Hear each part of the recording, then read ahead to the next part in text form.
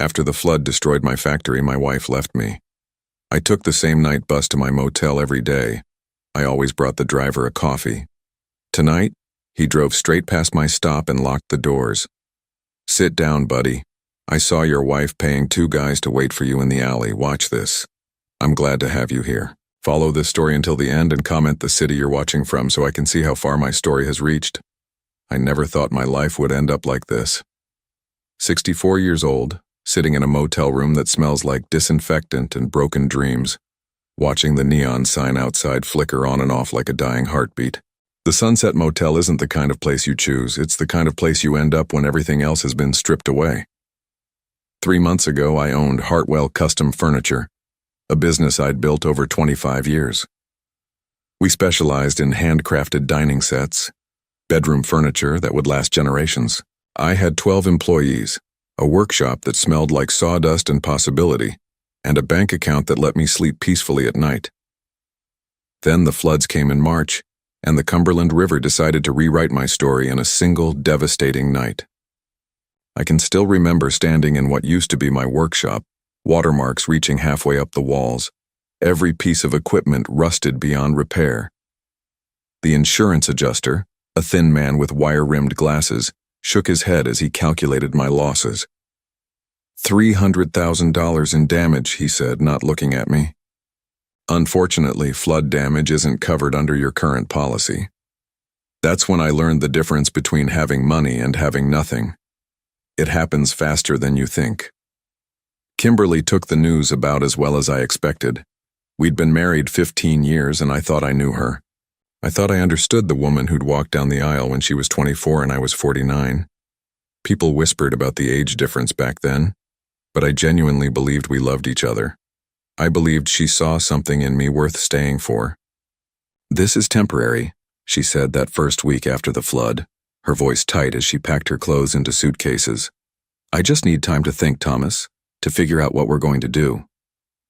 She was standing in our bedroom, the bedroom we'd shared for over a decade, but she wouldn't look at me. Her hands moved quickly, efficiently, like she'd been planning this moment long before the water ever rose.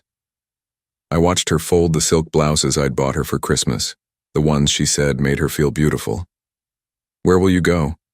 I asked, though part of me already knew the answer.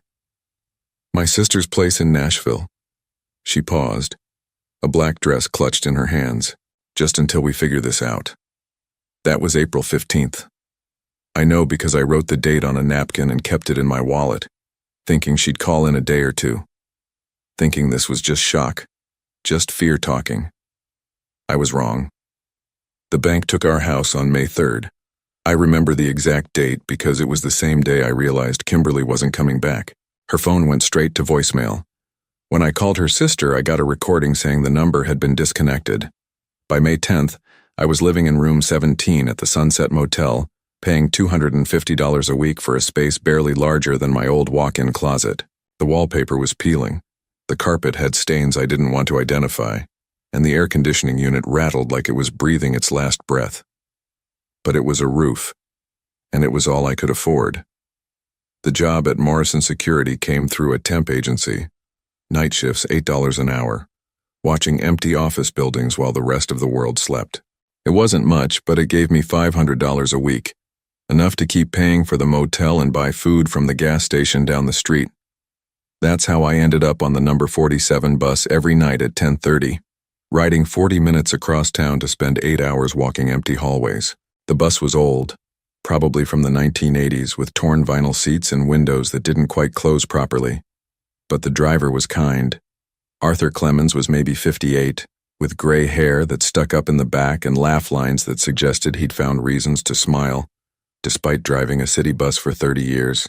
He always wore the same navy blue uniform, always had a thermos of coffee beside his seat, and always greeted every passenger like they mattered. "Evening, Thomas," he'd say when I climbed aboard, exact change in hand. "How you holding up tonight?" Most drivers barely acknowledged passengers. Arthur made eye contact. He remembered names. In a world that had suddenly become cold and indifferent, that small kindness meant more than he could have known. After my first week of taking his bus, I started bringing him coffee from the gas station. Nothing fancy, Just black coffee in a paper cup, maybe $3, including the tip for the night clerk. Arthur's face lit up the first time I handed it to him. You don't need to do that, he said, but his hands wrapped around the cup like it was precious. I appreciate it, though. Gets lonely on these late runs.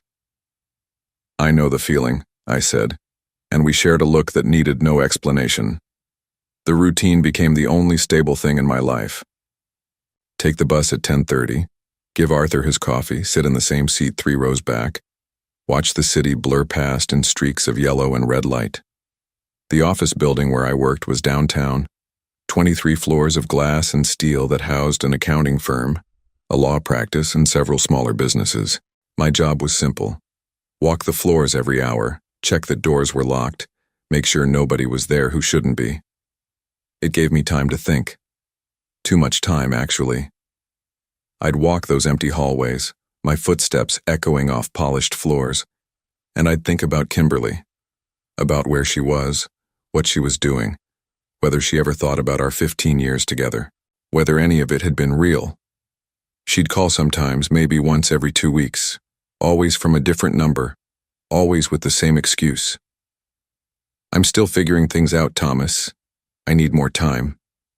Her voice sounded different on those calls, harder somehow, like she was reading from a script. I'd ask if we could meet, talk in person, maybe work things out. She'd always have a reason why that wasn't possible. Always something vague about needing space, needing clarity. The last time she called was 3 weeks ago. I was sitting in my motel room, watching a rerun of an old Western on the small television that came with the room. The phone rang and I answered on the second ring, hoping it was her. Thomas. Her voice was businesslike, almost cold. I need you to sign some papers. My heart jumped. Maybe this was it. Maybe she wanted to try again, wanted to file something with the insurance company, wanted to start over. What kind of papers? Legal stuff. For the divorce. The words hit like a physical blow. I'll drop them by your work sometime. The security desk can hold them. Divorce? I could barely get the word out. Kimberly, we haven't even talked about. There's nothing to talk about, Thomas. We both know this is over. Her voice softened slightly, but it felt calculated rather than genuine. I'm not the same person I was when we got married. People change. Situations change. I could find another job, I said quickly. Something better. We could start over somewhere new. It's not about money. But even as she said it, I could hear the lie. Everything was about money. Everything had always been about money. I've already moved on, Thomas. You should too. The line went dead. I sat there holding the phone for maybe 10 minutes, listening to the dial tone, waiting for her to call back and tell me it was all a mistake. She never did. That night, riding the bus to work, Arthur noticed something was wrong. He always noticed. You look like someone ran over your dog, he said as I handed him his coffee. Everything all right? I considered lying, telling him I was fine, keeping my problems to myself like I'd been doing for months. Instead, I found myself saying, my wife wants a divorce. Arthur nodded slowly, like he'd suspected this was coming. How long you been married? 15 years. The number felt heavy in my mouth. She left when I lost my business, said she needed time to think. And now? Now she says she's moved on. I sat down in my usual seat, feeling older than my 64 years. Guess I was the only one who thought we still had a chance. Arthur was quiet for a long moment, navigating through downtown traffic. Then he said, some people stick around for the good times and disappear when things get hard. Others stick around through everything. Sounds like you married the wrong kind. The simple truth of it cut deep, but it also felt like permission to stop hoping. Stop waiting for her to come back. Stop believing that love could survive when everything else had failed. But that night, walking the empty corridors of the office building, I couldn't shake the feeling that something wasn't right. Kimberly's call had felt wrong somehow, too scripted, too final. In 15 years of marriage, even during our worst fights, she'd never been that cold, that dismissive. I told myself I was imagining things, that grief was making me paranoid. But as I stood at the security desk looking at my reflection in the dark windows, I couldn't escape the feeling that there was more to this story than she was telling me. The papers she'd mentioned never showed up. Days passed, then weeks, and nothing came to the security desk. When I tried calling the number she'd used, it was disconnected. When I tried her sister's house again, a stranger answered and told me no one by that name lived there. It was like Kimberly had vanished completely, leaving me with questions I couldn't answer and a growing certainty that everything she'd told me was a lie. The feeling started small, like an itch you can't quite reach. I'd be walking to the gas station for my usual dinner, a microwaved sandwich and a bottle of water, and I'd catch a glimpse of someone in my peripheral vision. When I'd turn to look, there'd be no one there. Just shadows and parked cars and the ordinary bustle of people living their lives. At first I chalked it up to stress. Losing everything tends to make a man jumpy, and I figured my nerves were just catching up with the reality of my situation. But after 2 weeks of feeling eyes on me, I started paying closer attention. There was a man in a gray jacket who seemed to be at the gas station every time I stopped by. He'd be browsing the magazines or checking his phone by the coffee machine, always facing away when I looked in his direction. Another man, taller, with a baseball cap pulled low, showed up at the bus stop 3 different evenings. He never got on the bus, just stood there smoking cigarettes until Arthur pulled away. I mentioned it to Arthur one night, trying to keep my voice casual. "You ever notice people acting strange around the bus stops?" Arthur glanced at me in the rearview mirror, his brow furrowed with concern. "Strange how?" "People who show up but don't actually ride the bus, people who seem to be watching." Even saying it out loud made me feel paranoid, like an old man seeing conspiracies where none existed. But Arthur didn't dismiss my concerns. Instead, he was quiet for a long moment, navigating through evening traffic with practiced ease. "You know, Thomas," he said finally, "in 30 years of driving this route, I've learned to pay attention to things that don't fit the pattern. People who stand around bus stops without getting on buses, that's definitely something that doesn't fit." "So you've noticed them too?" "Last week there was a guy at the Morrison building stop, just standing there when I dropped you off, still standing there when I came back through an hour later. Didn't look like he was waiting for anything in particular." Arthur adjusted his mirrors, checking something behind us. "Tonight, there's a dark sedan that's been following us for about 10 minutes, staying back but making the same turns we are." My stomach tightened. "You think someone's following me?" "I think someone wants you to think they're following you. Question is why." Arthur's voice was steady, but I could hear the concern underneath. "You got any idea who might want to keep tabs on you?" The honest answer was no. I was nobody special, just an old man who'd lost his business and his wife working a minimum wage job to pay for a motel room. I had no enemies, no debts significant enough to warrant this kind of attention. But then I thought about Kimberly's phone call, about the cold efficiency in her voice when she'd mentioned divorce papers that never materialized. "My ex-wife called a few weeks ago," I said slowly. "Said she was sending papers for me to sign, legal documents, but nothing ever showed up." Arthur nodded thoughtfully. "What kind of legal documents?" "She didn't specify, just said it was for the divorce." I paused, remembering the conversation more clearly now. "Actually, she asked about my work schedule. Wanted to know which shift I was working when I'd be at the building to receive the papers." "And you told her?" "Yeah, 10:30 to 6:30, 5 nights a week."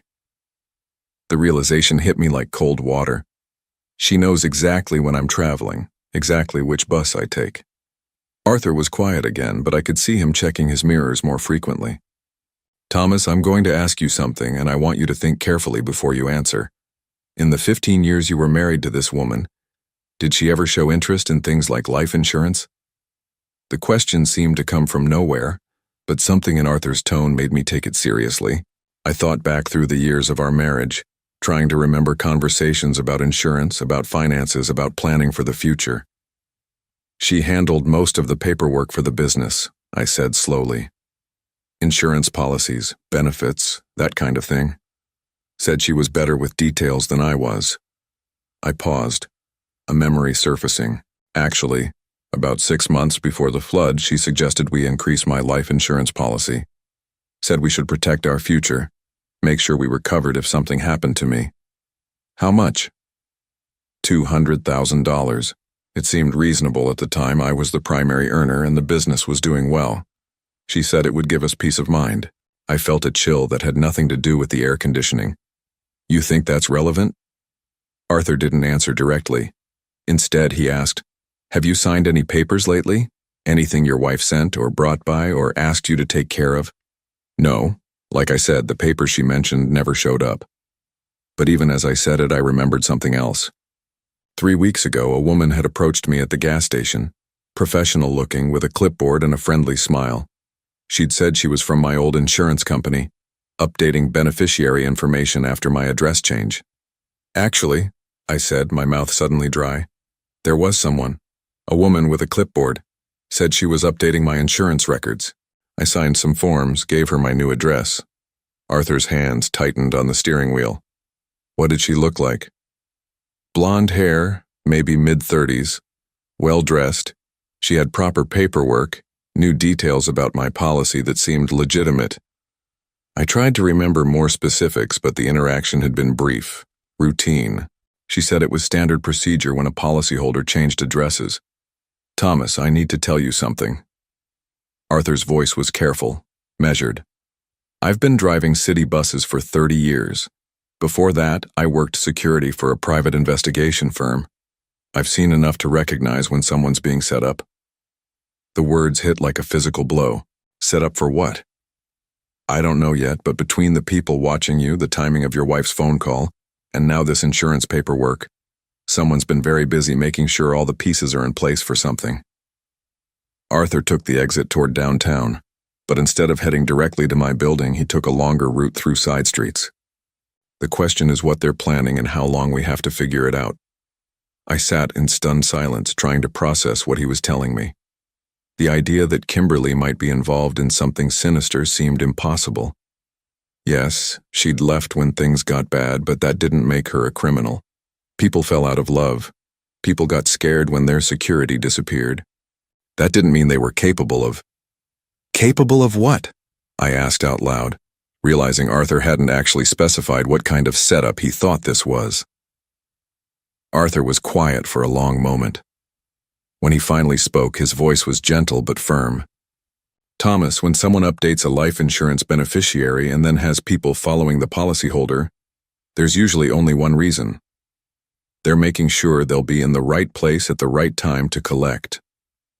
The implication hung in the air between us like poison gas. My wife, my ex-wife, was planning something that would result in her collecting on my life insurance policy. And there was only one way that could happen. She wants me dead, I whispered, the words feeling unreal even as I spoke them. I think she wants it to look like an accident, Arthur corrected. Arthur, which means we need to be very, very careful about where you go and when you go there. We pulled up to the Morrison building, and Arthur turned in his seat to look at me directly. Listen to me carefully. I want you to work your shift like normal tonight, but I want you to pay attention to everything. Every person you see, every car that doesn't belong, every sound that seems out of place.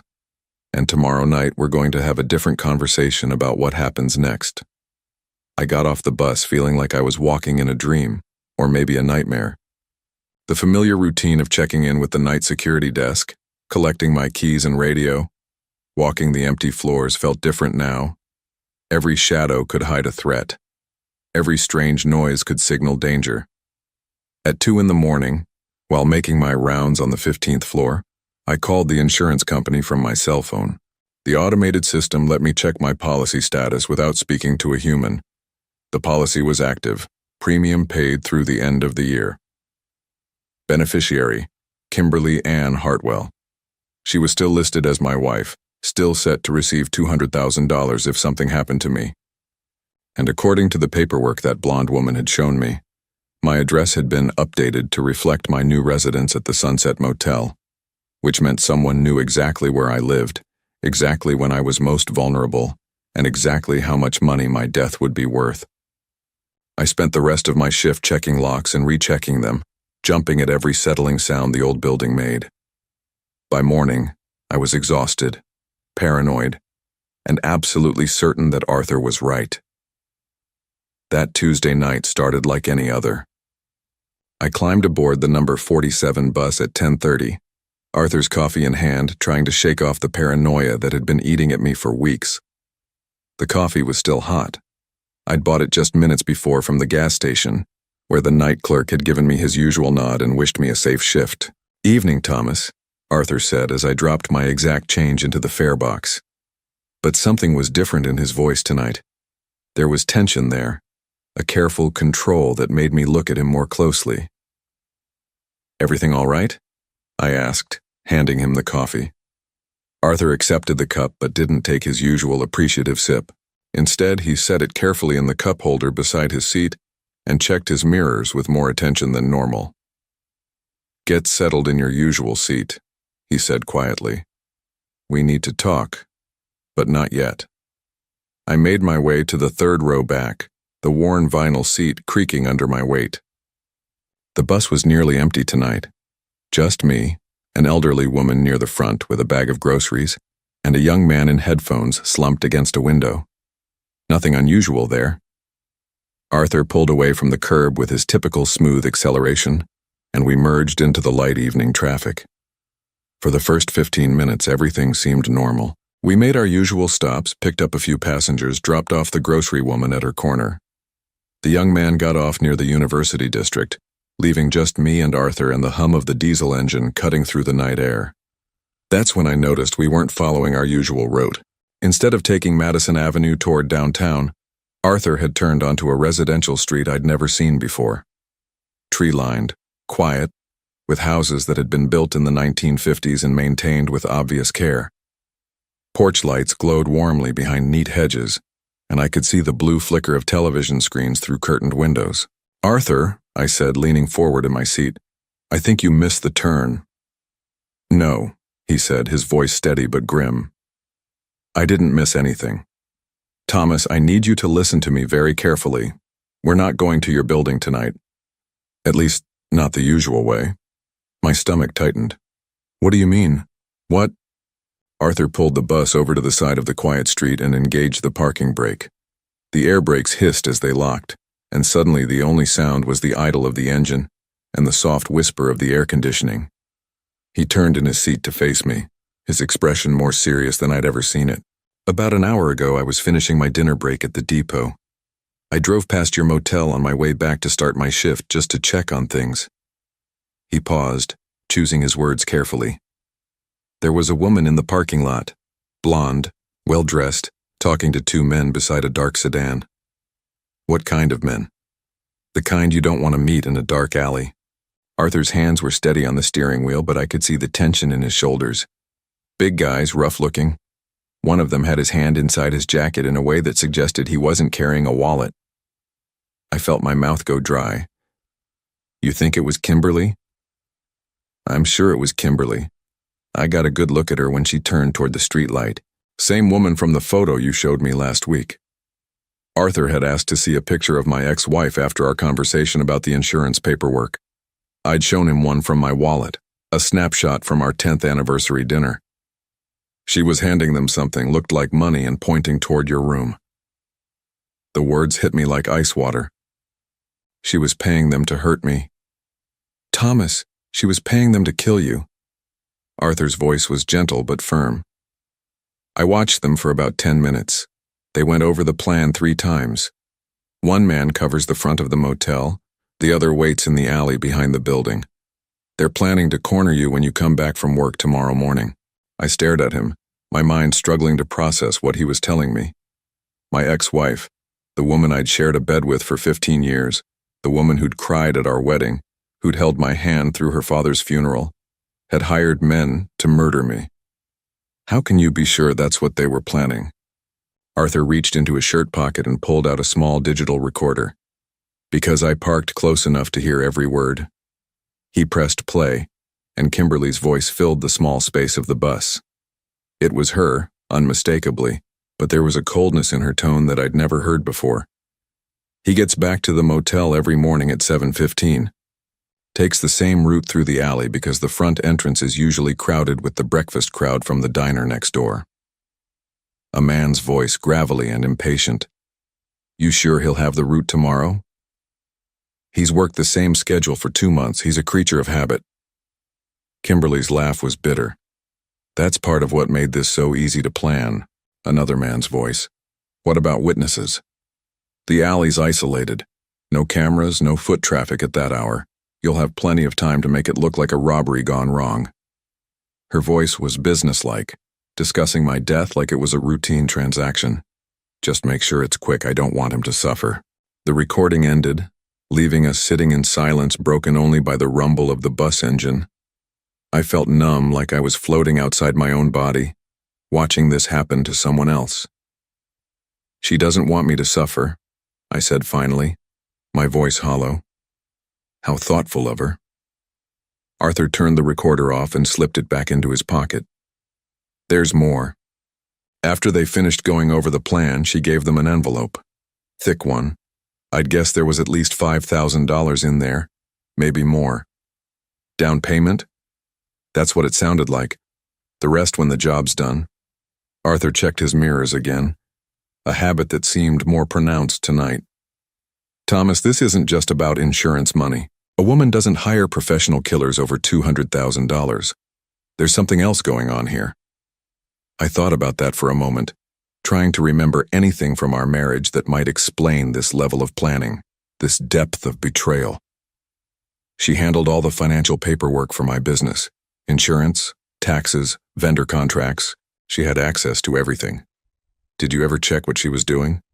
Verify the paperwork? I trusted her. The words tasted bitter now.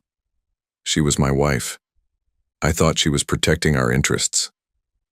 Arthur nodded grimly. Trust is a beautiful thing until someone weaponizes it against you.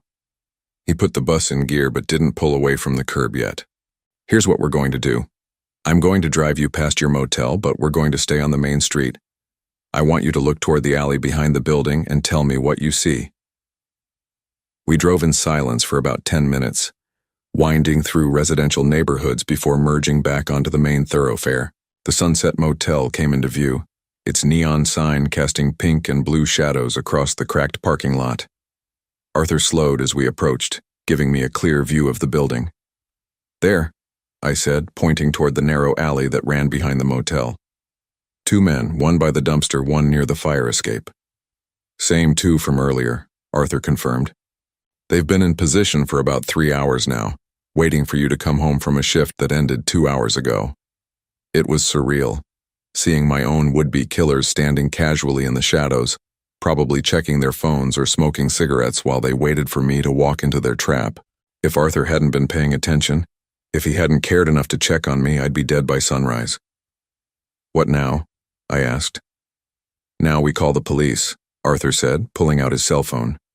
But first, we need to get you somewhere safe, somewhere these guys can't find you. What about my things, my clothes, my medication? Thomas, your medication won't do you much good if you're dead. Arthur's voice was patient but firm. We can worry about replacing your belongings later. Right now, we need to worry about keeping you alive.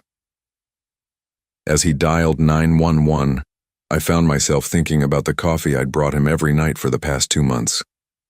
$3 worth of kindness that had saved my life. If I'd been the kind of passenger who just paid his fare and kept to himself, Arthur never would have gotten invested in my welfare. He never would have driven past my motel to check on things. He never would have positioned himself to overhear Kimberly's conversation with her hired killers. This is Arthur Clemens, city bus driver, badge number 4789, he said into the phone. I need to report a planned murder in progress. While Arthur gave the police dispatcher our location and details about what he'd witnessed, I stared out the bus window at the motel where I'd been living for the past 2 months. Room 17, with its peeling wallpaper and rattling air conditioner, had been a refuge from the worst period of my life. Now it was a crime scene waiting to happen. The dispatcher asked Arthur to stay on the line while units were dispatched to the scene. We sat in the bus, engine idling, watching the alley through the windshield like we were observing some deadly wildlife in its natural habitat. "Arthur," I said quietly, "why did you get involved?" Most people would have minded their own business. He was quiet for a moment, considering the question. "About 5 years ago, my wife died. Cancer. Long battle. Lot of pain." His voice was steady, but I could hear the old grief underneath. For months after the funeral, I was going through the motions. Working my shifts, going home to an empty house, not really living. "What changed?" "A passenger, old guy, probably about your age, rode my bus every Tuesday for his dialysis treatments. One Tuesday, he didn't show up. Next week, same thing. Third week, I drove by his apartment building after my shift just to check." Arthur paused, watching as police cars began arriving at the motel, their lights flashing but sirens silent. "Found him dead on his kitchen floor. Heart attack. Been there for over a week." I felt a chill that had nothing to do with the air conditioning. The thing was, if I'd checked on him that first Tuesday, if I'd cared enough to make sure he was okay, he might have lived, might have gotten help in time. Arthur turned to look at me. I decided that night I wasn't going to let anyone else die alone if there was something I could do to prevent it. Through the windshield, we watched as police officers surrounded the two men in the alley. Even from this distance, I could see the moment they realized they'd been caught. No dramatic chase, no gunfire, just the quiet efficiency of professionals who'd been outmaneuvered by a bus driver who cared enough to pay attention. "They're going to want to talk to you," Arthur said as more police cars arrived. "Going to want your statement about the insurance policy, about your wife's behavior, about everything that led up to this. Will you stay with me?" "As long as you need me to." I watched as the police led the two men away in handcuffs, and I realized that tomorrow morning I'd wake up alive. Not because I was smart or strong or lucky, but because a stranger had decided my life was worth protecting. "Arthur," I said, "I don't know how to thank you." He handed me his coffee cup, still warm, still untouched from when I'd given it to him hours earlier. "Drink this," he said with a small smile. "We're going to be here for a while." Detective Sarah Martinez had the kind of steady, professional demeanor that made you feel like you were in capable hands. She was maybe 45, with graying hair pulled back in a practical ponytail and eyes that seemed to see everything without judging any of it. When she interviewed me at the police station that morning, she listened to my story with the patience of someone who'd heard stranger things than a 64-year-old man's wife trying to have him killed for insurance money. "Mr. Hartwell," she said, setting down her coffee cup and opening a thick file folder. "I need you to understand that what we've uncovered goes significantly beyond what Mr. Clemens witnessed last night." Arthur sat beside me in the small interview room, having refused to leave despite my insistence that he'd done enough already. The recording device on the table between us hummed quietly as Detective Martinez organized her paperwork. The two men we arrested last night were very cooperative once they realized they were facing conspiracy to commit murder charges. Turns out, killing people for money loses its appeal when you're looking at life in prison. She pulled out a stack of photographs. James Riley and Marcus Webb. Both have extensive criminal records: robbery, assault, weapons charges, professional muscle for hire. The photos showed the men I'd seen in the alley, but looking at their faces in bright light made the reality of what had almost happened hit home. These weren't desperate amateurs. They were experienced killers who'd been paid to end my life. "How much did she pay them?" I asked. $10,000 total. 5 up front, 5 when the job was completed. Detective Martinez's voice was matter-of-fact, but I could see sympathy in her eyes. "For these two, that's a fairly standard rate for what they call a clean removal." Arthur shifted in his chair beside me. "You said this goes beyond what I witnessed. What else did you find?" Detective Martinez pulled out another set of documents. "We executed a search warrant on Mrs. Hartwell's residence this morning. What we found suggests this has been in the works for quite some time." She spread several papers across the table. Even upside down, I could recognize my own signature on multiple documents. Insurance forms, beneficiary updates, address changes, all bearing my name, but none of which I remembered signing. "She's been forging your signature for at least 6 months," the detective explained. Not just for the life insurance policy, but for several other documents as well. A loan application using your business as collateral, a credit card in your name with a $15,000 limit, a second mortgage on your house that you knew nothing about. The room seemed to tilt around me. A second mortgage? Taken out 3 weeks before the flood destroyed your business. $50,000 with you listed as the sole borrower. Detective Martinez's voice was gentle but relentless. The timing suggests she knew about the flood risk before you did. Arthur leaned forward. How could she know that? We're still investigating, but preliminary evidence suggests she had access to weather reports and flood projections through a contact at the County Emergency Management Office. Someone who was feeding her information about potential flood zones in exchange for money. I felt sick. She knew the flood was coming and she didn't warn me. It appears she wanted your business to be destroyed, Mr. Hartwell. The insurance policy on the building specifically excluded flood damage, which she would have known when she helped you select the coverage. But your life insurance policy had no such exclusions. The full scope of her betrayal was starting to come into focus, and it was worse than anything I'd imagined. She's been planning this for months. Longer than that. Detective Martinez pulled out another document.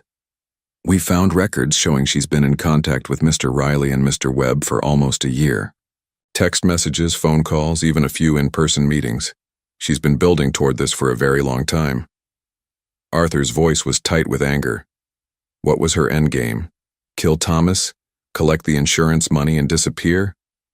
Actually, it was more sophisticated than that. She's been building a new identity for herself in Nashville. New social security number, new background history, even a fake employment record. Once she collected the life insurance payout, she was planning to disappear completely. New name, new life, no trace of Kimberly Hartwell ever existing. I stared at the documents spread across the table. My wife's handwriting mingled with my forged signature on papers that were designed to destroy my life and fund her escape. 15 years of marriage, and I'd been nothing more than a long-term investment that had finally matured. Where is she now? I asked. That's the interesting part. Detective Martinez's expression grew more serious. When we went to arrest her this morning, she wasn't at her sister's house in Nashville.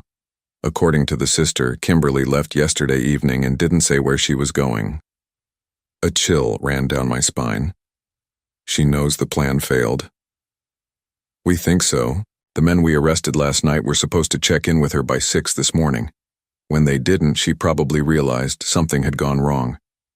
The detective paused, checking her notes. We've put out a BOLO alert for her vehicle, and we've frozen her bank accounts. She can't get far without money. Arthur frowned. Unless she has cash hidden somewhere, which she does. Detective Martinez pulled out bank statements. Over the past 6 months, she's been withdrawing large amounts of cash from accounts tied to the loans she took out in your name, Mr. Hartwell. We estimate she has access to at least $30,000 in untraceable currency. The betrayal kept getting deeper. Not only had she planned to kill me, but she'd been stealing from me for months to fund her escape plan. Every signature she'd forged, every document she'd falsified, every lie she'd told me about needing time to think. It had all been part of a systematic destruction of everything I'd built. Detective, I said, trying to keep my voice steady. What happens now? Now we find her. And in the meantime, you're going to need somewhere safe to stay. She's already proven she's willing to hire killers, and $30,000 can buy a lot of determination. Arthur spoke up before I could respond. He can stay with me. I've got a spare room and I'm retired military. I know how to watch for trouble. I turned to look at him, overwhelmed by his continued generosity. Arthur, you've already done so much. Thomas, this isn't charity. It's what decent people do for each other. His voice was firm but kind. Besides, I've got a feeling this isn't over yet. He was right. At 2 o'clock that afternoon, while Arthur and I were eating lunch at his kitchen table, Detective Martinez called with an update. They'd found Kimberly's car abandoned at a bus station 40 miles outside the city.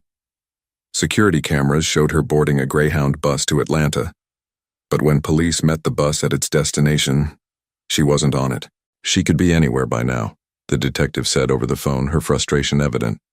She planned this escape route as carefully as she planned everything else. What about the men she hired? I asked.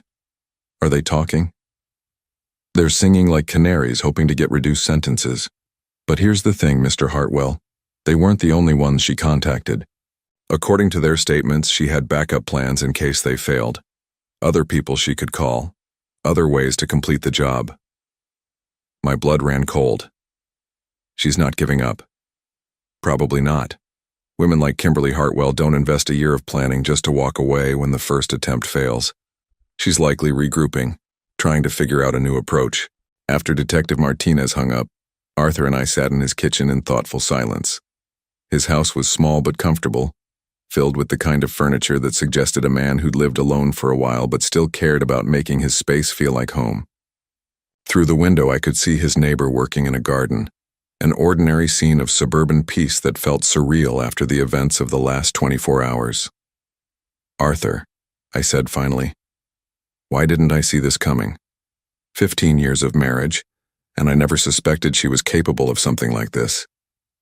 Arthur refilled our coffee cups, considering the question, because you're not capable of something like this. People like us, we assume other people think the way we do. We can't imagine the kind of long-term deception she pulled off because we'd never be able to live with ourselves if we did something like that. But there had to be signs, things I should have noticed. Probably, but recognizing evil requires thinking like evil, and that's not necessarily a bad thing that you couldn't do that. Arthur sat back down, studying my face. The question now isn't how you missed the signs. The question is what you're going to do with the rest of your life. It was a question I hadn't had the luxury of considering. For months I'd been focused on day-to-day survival, paying for the motel room, working enough hours to afford food, getting through each day without falling apart completely. The idea that I might actually have a future, that I might be able to build something beyond mere survival hadn't occurred to me. I don't know, I admitted.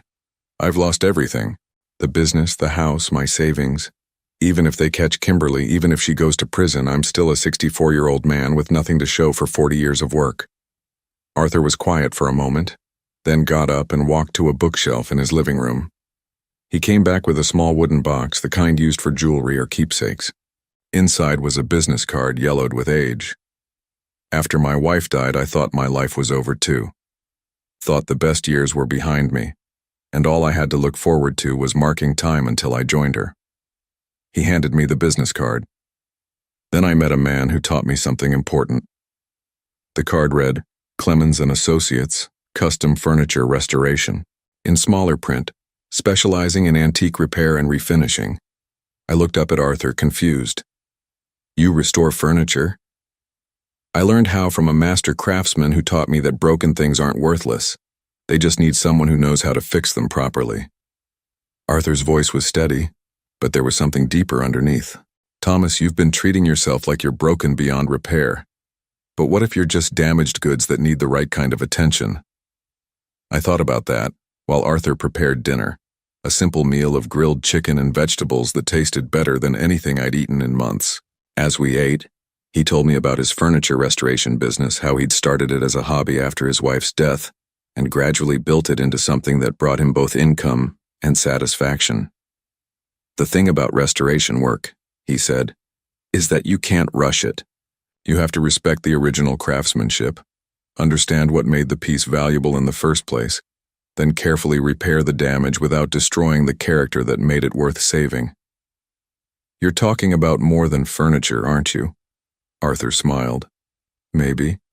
But I'm also talking about the fact that I could use a business partner, someone who understands woodworking, someone who knows how to build things that last. The offer hung in the air between us like a lifeline I was afraid to grab. After everything that had happened, after all the betrayal and loss and fear, the idea that someone might actually want to work with me, might see value in what I could contribute, seemed too good to be true. Arthur, I appreciate what you're trying to do, but I don't have any money to invest. No tools, no workspace, nothing to contribute except 40 years of experience building furniture that people wanted to keep in their families for generations. Arthur interrupted gently. Thomas, I don't need your money, I need your expertise. I need someone who understands wood and craftsmanship and what it takes to create something beautiful. As we cleaned up the dishes, my phone rang.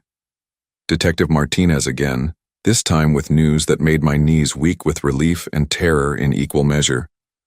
"We found her," she said without preamble.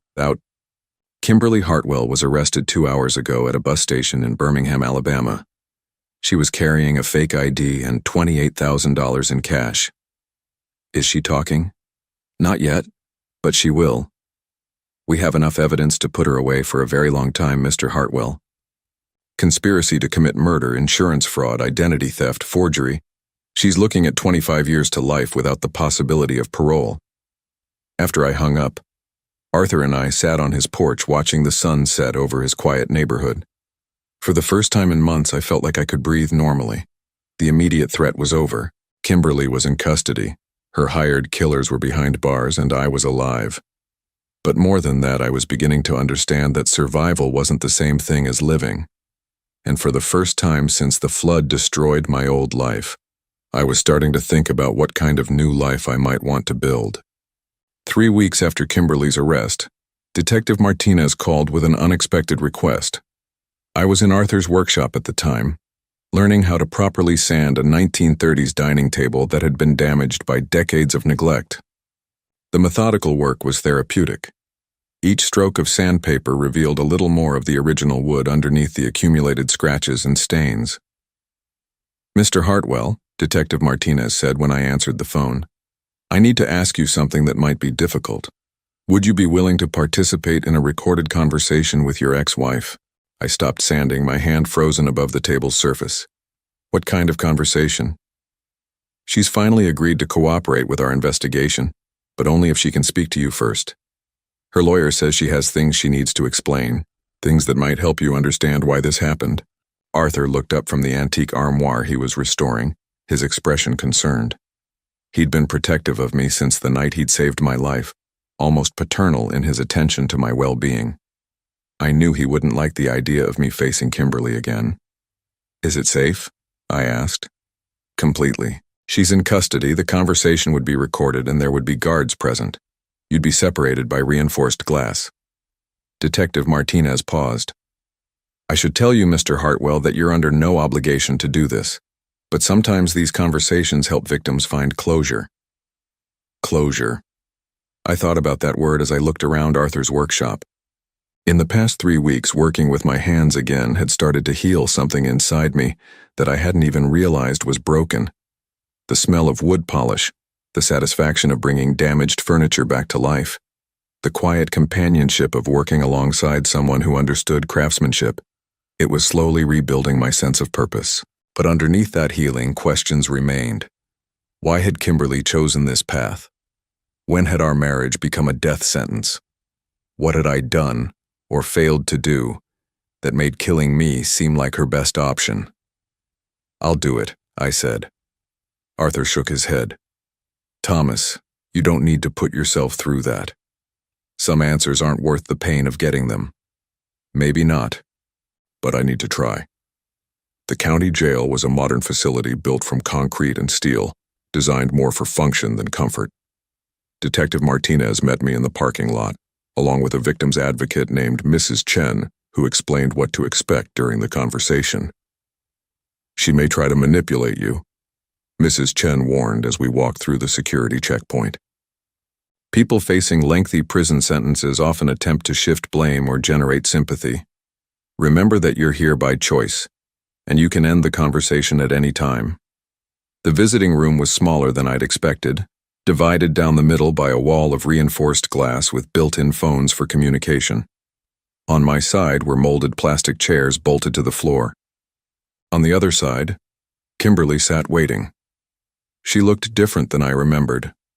Thinner, paler, with her blonde hair pulled back in a simple ponytail instead of the elaborate style she'd favored during our marriage. The orange jumpsuit made her look younger somehow, vulnerable in a way that was probably calculated to generate exactly that impression. When she saw me, her eyes filled with tears. Real ones, as far as I could tell, though after everything that had happened, I no longer trusted my ability to distinguish between genuine emotion and performance. I picked up the phone on my side of the glass.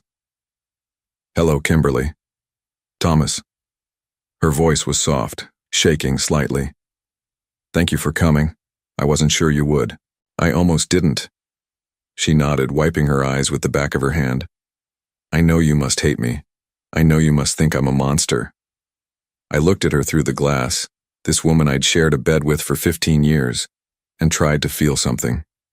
Anger, hurt, betrayal, any of the emotions I'd expected to experience.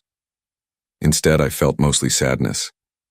Sadness for the time wasted, for the trust destroyed, for the person she'd apparently never been. "I don't hate you," I said honestly, "but I don't understand you either. That's why I'm here." Kimberly took a shaky breath. "It started small, Thomas. Little lies, little deceits. I told myself I was protecting you from things you didn't need to worry about." "What kind of things?" "Money problems. I was gambling, online poker mostly, and I'd gotten in deeper than I could handle. At first I used my own credit cards, then our joint account. When that wasn't enough, I started forging your signature on loan applications. I remembered Detective Martinez showing me the paperwork, my signature reproduced with practiced precision on documents I'd never seen. "How long were you stealing from me?" 3 years. The admission came out in a whisper. By the time I realized how bad it had gotten, I owed almost $100,000 to people who don't accept payment plans. $100,000. Our entire savings account, the equity in our home, probably more. I thought about all the times she'd handled our finances, all the statements she'd said she'd review, all the trust I'd placed in her to manage our life together. "Why didn't you tell me? We could have worked something out, found a way to deal with it." Kimberly laughed, but there was no humor in it. "With what money, Thomas? Your business was barely breaking even. We were already stretched thin with the mortgage and bills. If you'd known how much I owed, you would have left me. So instead, you decided to have me killed." "No." The word came out sharp, desperate. "That wasn't the plan. Not at first. I thought the flood would solve everything." I felt my stomach turn cold. "You knew about the flood before it happened." "I had a friend at the county emergency office. He told me about the weather patterns, about the risk assessment for our area. I knew there was a good chance the river would overflow in March." Her voice became clinical, detached. "I checked our insurance policies. The business was covered for flood damage, but our personal property wasn't. I thought if we lost the house but kept the business insurance payout, we could start over somewhere new." The casual way she discussed destroying our home, our life together, was almost worse than the murder plot. But the business insurance didn't cover floods either. I found that out too late. After the flood hit, after everything was destroyed, I realized I'd made a mistake in reading the policy. Kimberly's voice cracked. Suddenly we had nothing, and I still owed all that money to people who were getting impatient. "So you moved on to Plan B?" "The life insurance was always there, Thomas. $200,000, enough to pay off my debts and start over." She looked at me through the glass, her expression pleading. "I told myself it would be quick, that you wouldn't suffer. I told myself you were already miserable living in that motel, working that terrible job." The logic was so twisted, so self-serving that I almost laughed. "You convinced yourself that killing me was a mercy. I convinced myself that it was the only way out for both of us." Tears were streaming down her face now. "Thomas, you have to understand, these people I owed money to, they weren't going to wait forever. If I couldn't pay them, they were going to hurt me, maybe kill me. So you decided to get me killed instead. I thought it would solve everything. The insurance money would cover my debts, you wouldn't have to live with the shame of losing everything, and I could disappear somewhere safe." She pressed her hand against the glass. "I know how it sounds, but in my mind it was the best solution for everyone."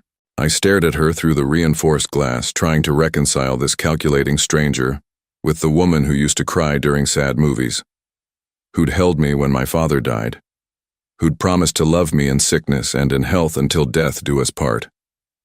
Apparently she'd taken that last part more literally than I'd realized.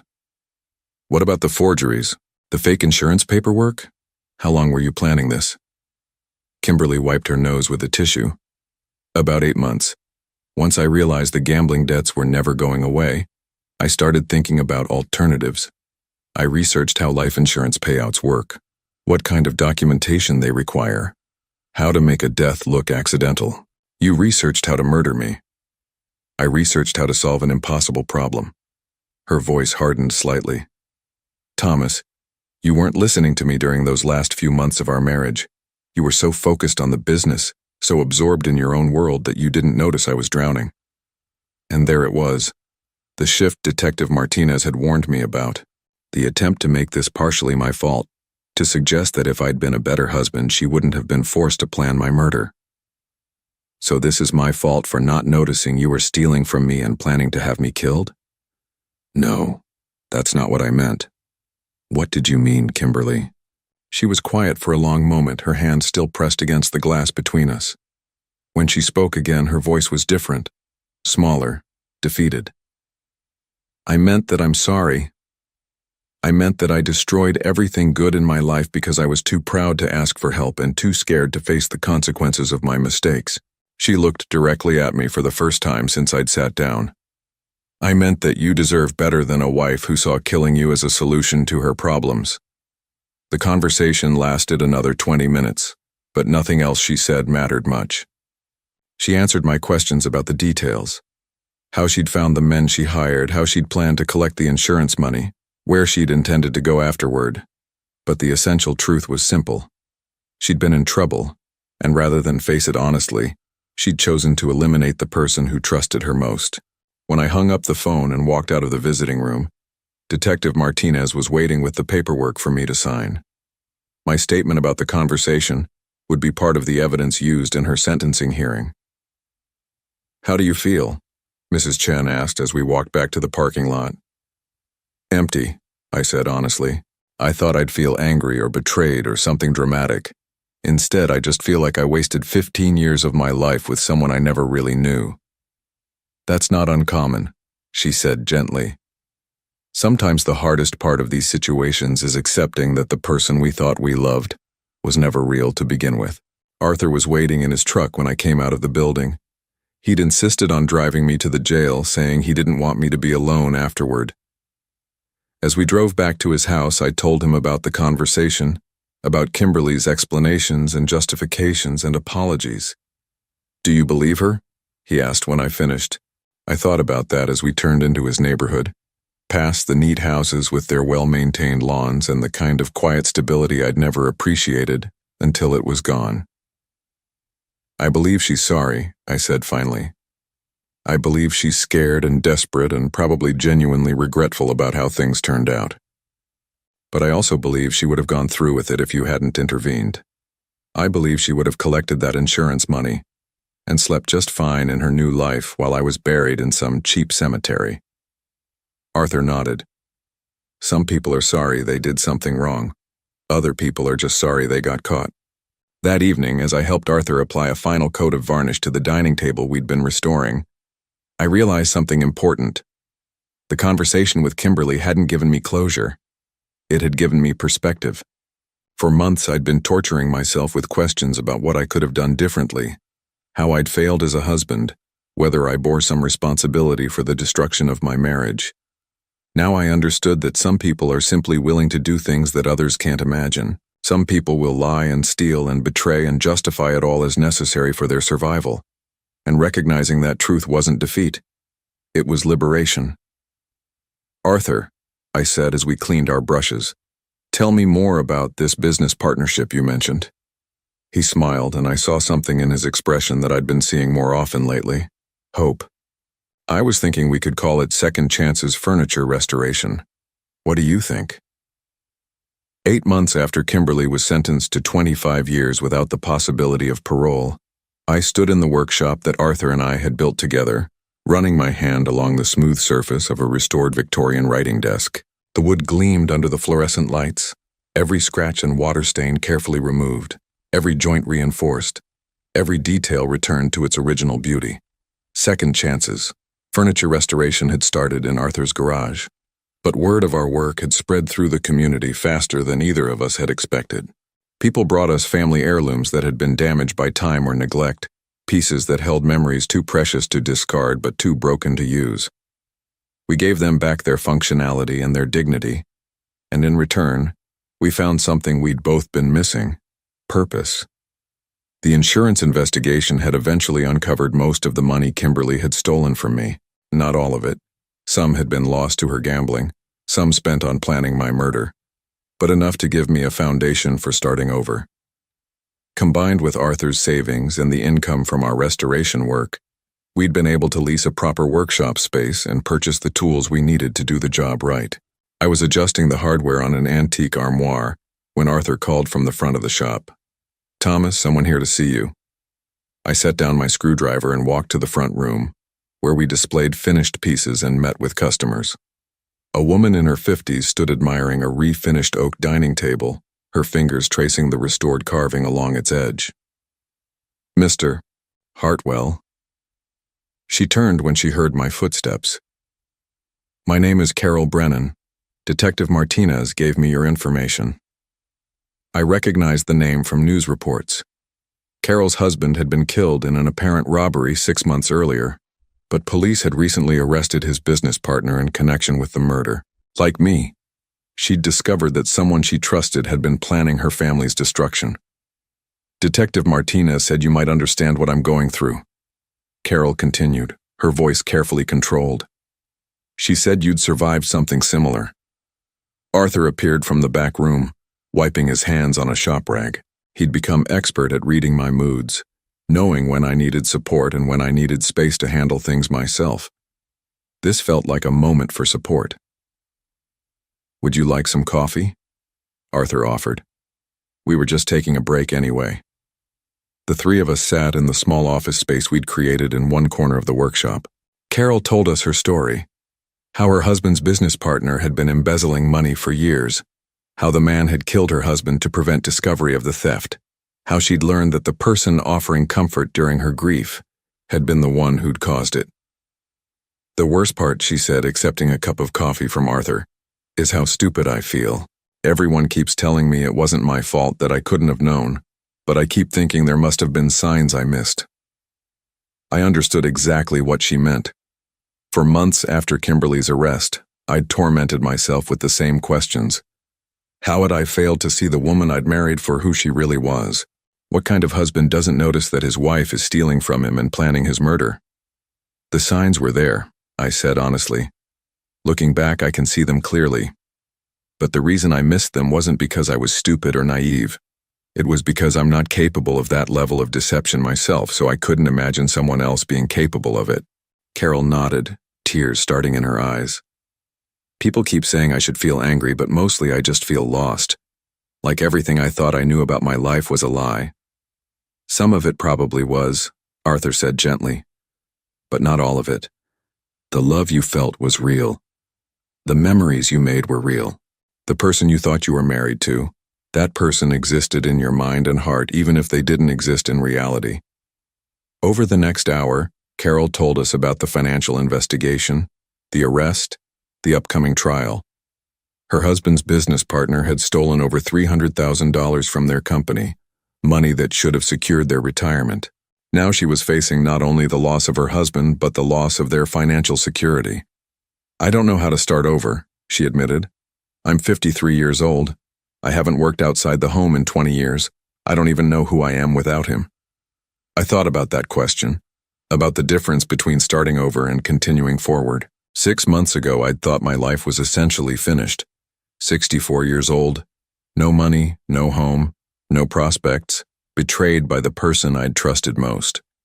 If someone had told me then that I'd be running a successful business with a friend who'd risked his own safety to save my life, I would have thought they were delusional. "Carol," I said, "can I show you something?" I led her to the back of the workshop, where we kept the pieces that were in various stages of restoration. Arthur followed, understanding where I was going with this. "See this rocking chair?" I pointed to a piece we'd been working on for several weeks. When the owner brought it in, it was barely recognizable. The seat was split. 2 of the rockers were cracked. The finish was completely destroyed. She told us it had been her great-grandmother's chair, that 4 generations of women had rocked their babies in it. Carol examined the chair, which was now about halfway through the restoration process. The structural repairs were complete, but we hadn't yet applied the final finish. The owner wanted to throw it away. Arthur continued, said it was too far gone to save, that she should just buy a new one. But look at it now. The chair was beautiful, its original craftsmanship revealed through careful repair and attention. The wood grain that had been hidden under decades of damage was now visible, and the elegant curves of its design were once again apparent. It's not the same chair it was when it was first made, I explained. Some of the wood had to be replaced, some of the joints had to be rebuilt entirely. But it's still fundamentally the same piece, still capable of serving its purpose, still valuable to the family that owns it. Carol ran her hand along the arm of the chair, understanding the metaphor. You're saying I can be repaired. I'm saying you're not as broken as you think you are, Arthur said. Damaged, yes. Changed, absolutely. But not beyond repair. We talked for another half hour about practical matters, financial planning, career possibilities, support groups for people who'd survived similar betrayals. Carol had a college degree in accounting that she'd never used professionally, skills that could translate into employment if she was willing to update her training. Detective Martinez mentioned that you might be looking for someone to help with bookkeeping, Carol said as she prepared to leave. I know my situation makes me less than ideal, but actually, I interrupted, it makes you exactly ideal. We need someone who understands what it's like to have your trust betrayed, someone who won't take advantage of the faith we're placing in them. Arthur nodded. Someone who knows that second chances are precious things, not to be wasted. We agreed that Carol would start part-time, handling our invoicing and customer records while she took evening classes to update her accounting skills. It wasn't a permanent solution to her problems, but it was a beginning, a way to start rebuilding her life one small step at a time. After Carol left, Arthur and I returned to our respective projects. He was working on a mahogany sideboard that had been water damaged in a basement flood. I continued with the Victorian writing desk, carefully adjusting each piece of brass hardware until it operated with the smooth precision the original craftsman had intended. You know, Arthur said after we'd worked in comfortable silence for a while, I never told you what made me start paying attention to you on the bus. I looked up from my work, curious. In the months we'd been friends and business partners, Arthur had shared many stories about his life, but he'd never explained what had prompted him to get involved in my situation. It was the coffee, he said, applying wood stain with careful, even strokes. Not just that you brought it, but the way you brought it. Like it mattered to you whether I had a good night or a bad one. Most passengers, they get on, they pay their fare, they ignore the driver. You made eye contact, you asked how I was doing. You treated me like a person instead of just a service. I thought about those nights on the bus, how Arthur's kindness had been the only bright spot in my increasingly dark world. I'd brought him coffee because it was the only way I could think of to return some small measure of the humanity he'd shown me. $3 worth of coffee, I said, shaking my head in amazement. That's what saved my life. No, Arthur corrected gently. Treating another human being with basic decency is what saved your life. The coffee was just how you chose to express it. As evening approached, we began cleaning our tools and preparing to close the shop for the day. It was a routine we'd developed over the months, a quiet ritual that marked the transition from work to personal time. Arthur would go home to the house where he'd lived alone since his wife's death, but now he had plans for his evenings, books to read, projects to work on, sometimes dinner with friends he'd reconnected with since his life had taken on new meaning. I would go back to the small apartment I'd rented 3 blocks from the workshop, a place that was simple but clean and entirely my own. No moldy motel rooms, no flickering neon signs, no reminders of the lowest point in my life. Just a comfortable space where I could cook my own meals, read in my own chair, and sleep without worrying about who might be waiting for me in dark alleys. Thomas, Arthur said as we locked up the shop, I've been thinking about expanding. Maybe taking on a larger space, hiring an assistant, really growing this thing into something significant. What did you have in mind? There's a building for sale about 6 blocks from here. Used to be a car repair shop, but it's got good bones and plenty of space for a proper showroom. I was thinking we could display finished pieces, maybe even take custom orders for new furniture built in traditional styles. The idea excited me more than I'd expected. For the first time since losing my original business, I was thinking about growth instead of mere survival, about building something larger than ourselves, something that could outlast us. How much would something like that cost? More than either of us has individually, Arthur admitted. But together, with the business credit we've established and the reputation we're building, I think we could make it work.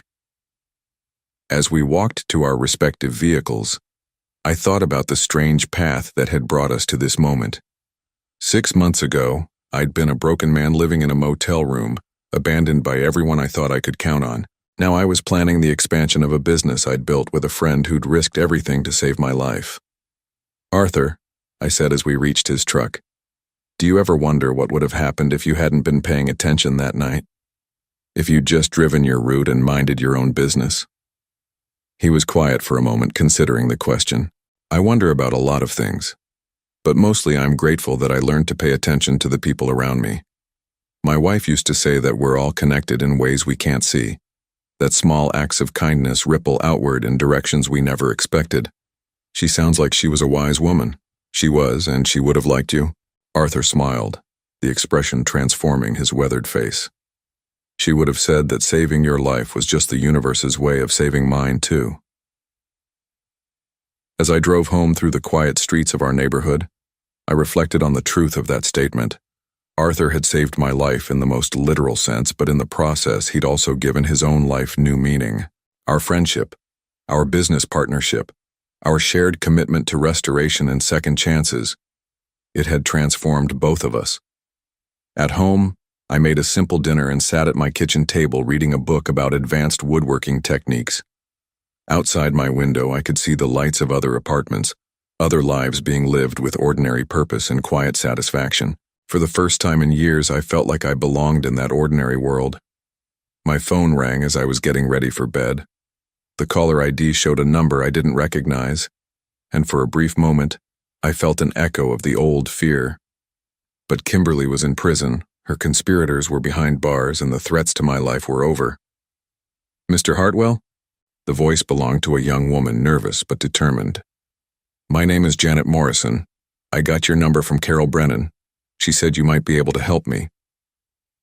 Another referral, another person whose life had been shattered by betrayal and who was looking for guidance on how to pick up the pieces. I listened as Janet told me about her situation. A business partner who'd been embezzling, a discovery that had cost her both her livelihood and her faith in her own judgment. "Carol said you understood what it was like to start over after something like this," Janet said. "She said you'd found a way to build something new from the wreckage." I looked around my small apartment, thinking about the workshop where Arthur and I created beautiful things from damaged materials, thinking about the expansion we were planning, thinking about the life I'd built from the ashes of everything I'd lost. "Janet," I said, "why don't you come by the shop tomorrow afternoon? I'd like you to meet my business partner, and I think we might be able to show you something that will help you understand what's possible when you refuse to let betrayal define your future." After I hung up the phone, I sat quietly in my living room for a few minutes, listening to the sounds of the city settling into sleep around me. Somewhere out there, Kimberly was lying on a narrow bunk in a prison cell, probably staring at the ceiling and thinking about the choices that had brought her to that place. I felt sorry for her in a distant way, the same kind of sadness I might feel for a stranger who'd made catastrophically bad decisions. But I didn't think about her much anymore. My focus was on tomorrow, on the new project Arthur and I would start, on the people who would come to us seeking restoration and second chances, on the life I was building one careful decision at a time.